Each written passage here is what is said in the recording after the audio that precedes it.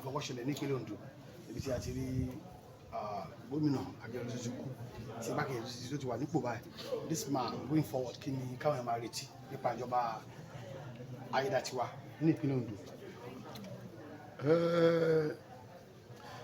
Question tó bí yẹn kò sí question bẹ́ẹ̀. Tó bá orúkọ yẹn ti mú gbéraga dání. Ayedatiwa, who is he? Ó dàbí ènìyàn tó ń lérí ọ̀la. Ó ní má ṣe lérí ara nítorí ọ̀la, nítorí pé òun mọ̀ kan tí ọ̀la máa ṣe kí ni tó máa mú wá. Ayé ò lè dá tiẹ̀. Psalm 24 says the Lord ti Olúwa nílẹ̀ àti ẹ̀kún rẹ̀. Ayé àti àwa ta tẹ̀dó sínú rẹ̀. Then tó bá wo Isaiah 41 from verse 10, then Isaiah 43, then Isaiah 59.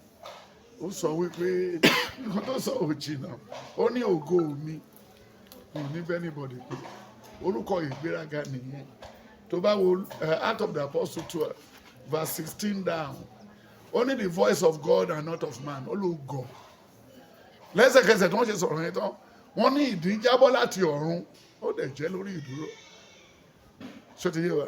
So ìjọba Ondo State ó ti ní K-leg láti bẹ̀rẹ̀ láti táìmù Mímíkò. Then àánú state yẹn ṣe nítorí pé àti ìṣàṣeyọrí rí ń bẹ̀.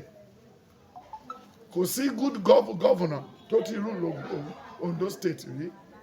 Àwọn táyé ti bà tiẹ̀ jẹ́, àwọn olè, àwọn arúgún, àwọn ọmọ àlè, àwọn bastard ló ti rule Ondo State.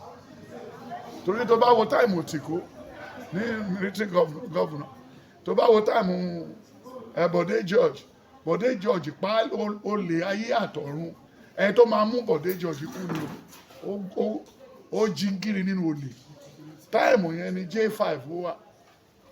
J5 wọ́n ṣe bọ́jẹ̀tì tó lọ́kọ̀ díẹ̀ síbẹ̀ ló bẹ̀rẹ̀ sí kó owó. Even driver kan gbé kan sáwọ́ Kútọ́nù lọ tí ò jábọ̀. Ó lè ní Bọ̀dé George, ó lè ní Mímíkò, ó lè ní Akeredolu, ó lè ní gbogbo wọn pátápátá. Wọn ò nífẹ̀ẹ́ ìlú. Àgàgù ńkọ́? Àgàgù ṣe pé mo ṣe pé fábà Àgàgù kó máa kú lẹ́ẹ̀mejì. Pé Àgàgù máa kú lẹ́yìn tó bá tún kú tán á tún kú again. Ìgbà yẹn ni Àgàgù wà ní òwe náà. Lágàgù tó ń gbókù ẹ̀ láti Èkó. Tó tún gbé lọ tí plane tún já. Sọ̀rọ̀ bó tún kú lẹ́ẹ̀kejì.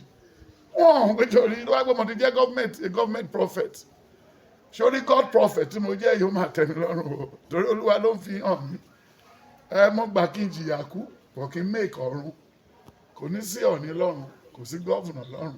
Nǹkan tẹ́yàn àwọn èèyàn fi waste time ara wọn yìí kò sí lọ́run. Ó ní má ṣe lérí ara rẹ nítorí ọ̀la, nítorí pé òun mọ nǹkan tí ọ̀la máa mú wá. Proverbs 16:1-5. Ó ní gbogbo ọ̀nà ènìyàn ló mọ́ lójú ara ẹ̀. Ó ní kò sí bá ṣe lè fọwọ́ so ọwọ́ tí ẹlẹ́ṣẹ̀ lè lọ láláì jìyà. Then when you look at what is happening, I brought all these people to the place. They believe the caucus ní gbogbo ẹ̀.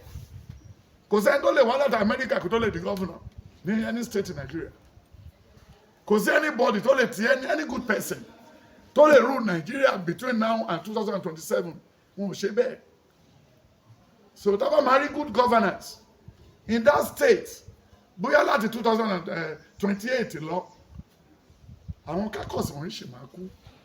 Àwa wọ̀nyí kọ́ la máa tún Nàìjíríà ṣe o. Ó lè dẹni rere náà. No. Jeremiah 17. Then when you look at the book of Joshua 1, only Joshua, my friend Moses is dead.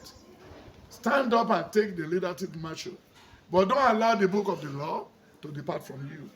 Meditate in the book day and night. Àwọn tó gọ́ fún wa wọ̀nyí ò lẹ́sìn. Wọ́n lẹ́sìn. Ẹ̀sìn tó dàda ẹ̀ sọ pé ìwà rere, ìwà burúkú, ká ṣe pẹ̀lẹ́, ká hùwà gidi, ká rìn bó ṣe yẹ, kò sí wa tó ní. Ó lé ó bá, ó gbà lọ́wọ́ ẹ̀, ó gbé fẹ́ lòmíì, ó ṣe kan ní kèrò tiẹ̀ wá. So this is the problem. So to come back to your question, ayé di tiwọn àbáyé Ayedatiwa. náà mi ò sí mbẹ̀. Ṣé rí mi ò sínú wa yìí? Òun ló mọ nǹkan tó ń sọ. Ṣé o rí ọmọdé kékeré ni òun àti gọ́vùnà tó kú Akeredolu. wọ́n ti níbi tó ń dì í sí, wọ́n ní nǹkan tó ń ṣe. Èrò ẹ̀ ni pé tóun bá balẹ̀ jẹ́ tán, tóun bá ń lọ, wọn lòun máa fi cover bí olóògbé yẹn náà ṣe cover fún Mímíkò balẹ̀ jẹ́.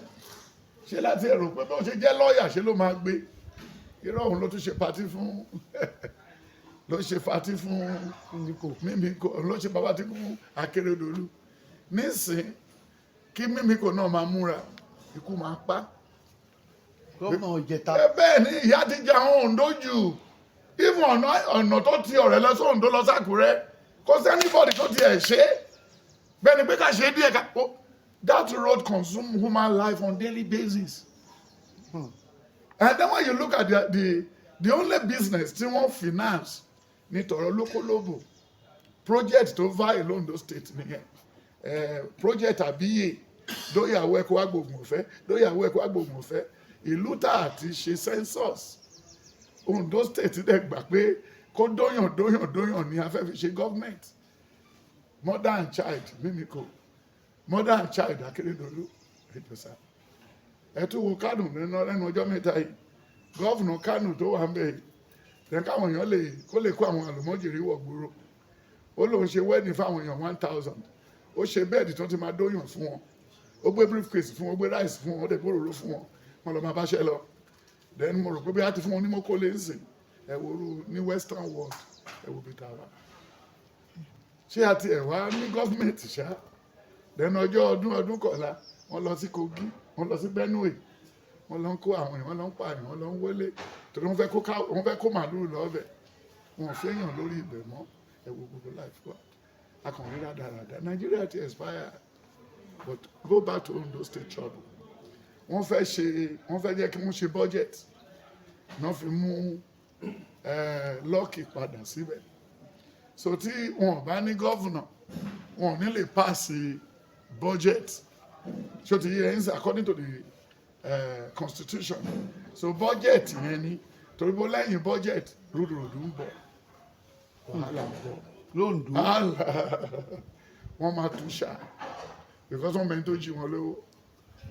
Ó dàbẹ̀ ní tó wá kí ẹ ń sìn, ó kí ẹ tó ń pálọ̀, after 2 hours tó lọ, ẹ ń wá fóònù mẹ́ta ní fóònù mẹ́fà, tẹ̀ ń charge lórí tébù, ìyàwó òwọ́bẹ̀ ọmọ òwọ́bẹ̀, kò sí bẹ́ẹ̀ ni ẹ ṣe gọ́vùnà tó ẹ máa gbé lórí fóònù.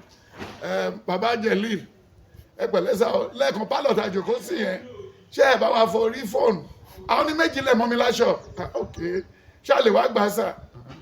Baálé ilé yẹn ló lè lára, ó ń dàgbà pẹ̀lú olè. Gbogbo àwọn gọ́vùnà wọ̀nyí ó ti dàgbà pẹ̀lú olè. Wọ́n ti ní ambition. When you read the book Julius Caesar, only you said Caesar is ambition. Caesar is not ambitious. He has a lot of good plans. This is what he wanted to do for students. This is what he wanted to do for mother and child. This is what he wanted to do before. He said, plug down benches and tables. Let us destroy the conspirators. Then, I want to tell you, Julius Caesar will say, our Julius Caesar is a good person. But before you know, bad people has killed Julius Caesar. Even Brutus, who is the one, Cicero, the oldest senator of 88 years, they forged his signature. And that is how Julius Caesar was killed. Ondo State, they are all sitting on the can of gunpowder. Ibi tí òtítọ́ ò bá ti sí, tó òtítọ́ ò sí, màsà wàhálà ń bọ̀. Kò sí òtítọ́ l'Ondo State. Wọn ò dẹ̀ ready àti sòótọ́ fún ara wọn. A lot of people will resign. Fóònù gọ́ọ̀mẹ̀ntì. Ó yá, gbogbo àwọn tó ń ṣe Akeredolu tẹ́lẹ̀ wọ́n máa mórílé gbò. Gbogbo àwọn tó ṣe gbogbo fọ́jìrì wọ̀nyí náà ní EFCC máa dá sí. Even Tinubu ni ò tí jẹ́ kí ìlú yẹn sún mọ́ tẹ́lẹ̀. Olóńgbówó lẹ̀ ní táìmù ti Mímíkò. Tó rò pé Mímíkò èèyàn gidi. Mímíkò lè kí ń ṣe èèyàn gidi. Owó yẹn pápá Mímíkò dá padà. So even ní kálẹ̀ up till now, wọn ò tí ní nọ́mbẹ̀ o. Láti bí for many years. Wọ́n dẹ̀ ṣe máa tún gba ìbò wọn. Then Akeredolu ti lọ gba forest gbogbo àwọn pípò yẹn o. Except àwọn ará Ìdànrè ló stand there pé kò possible. Ibi tí Awólọ́wọ̀ ti kàbùkù nídànrè ibẹ̀ náà nàkéré. Sorry. Owó tó rẹ́ẹ̀dì owó ti àti pé owó tó ti fẹ́ ẹ̀fẹ̀ lọ́sàmọ́ ẹ̀ má sùn ẹ̀ ká jà ẹ̀ lọ owó tó ẹ̀fẹ̀ lọ́gbẹ̀ẹ́sì.